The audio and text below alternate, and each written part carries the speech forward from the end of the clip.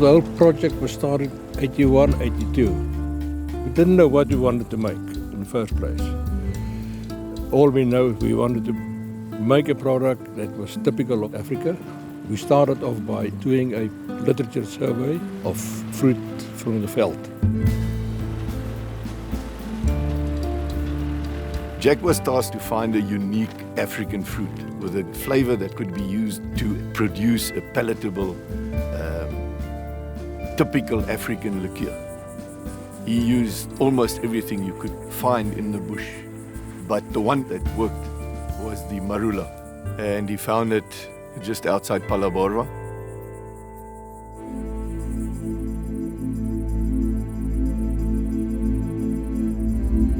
The Amarula tree grows in one place on earth, in subtropical Africa only. What makes the Amarula fruit so special is that it's wild, there's no farms, you don't cultivate it. It's Mother Nature's gift to us Africans, I believe.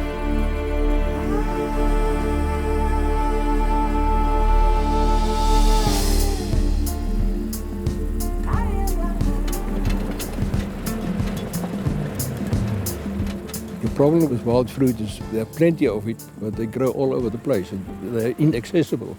I started to look for people to harvest it for us. I decided to try the rural areas. They live in small villages and each tribe has got a chief. And the chief is powerful, he makes all the decisions. He said to me, it's his people's food, it's his people's trees. What do I want their fruit for? But then we started to talk and I don't think they believed me. You remember, they've never ever sold one piece of fruit in their life. And here comes somebody and wants to buy fruit from them.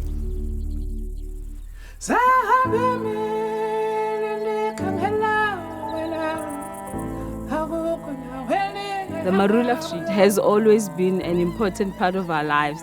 It's very sacred to the locals because it's got traditional beliefs that are linked to the tree.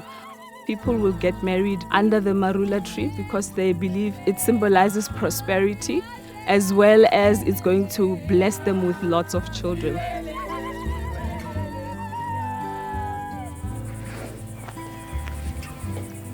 Some of the most interesting times is when you step into Phalaborwa in February, in the middle of peak fruit season, and you see these big yellow dots under the Amarula trees, and you have this aroma of that ripe Amarula fruit.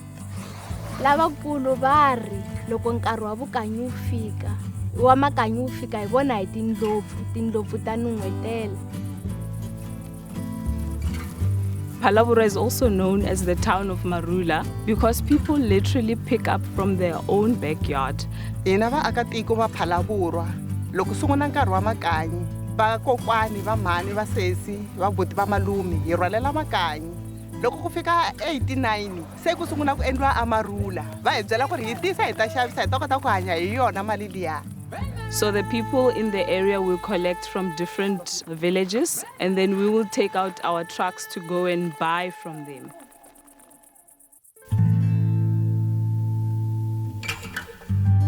So after the fruit is collected, it is taken to the factory where the only thing that happens there is the removal of the kernel.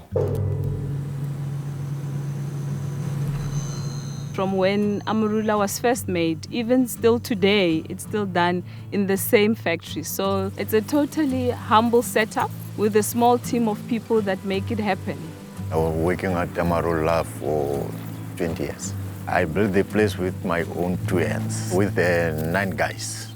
When I look at the factory, it's like the factory is like my child. I'm proud of that factory. Africa is filled with untamed places.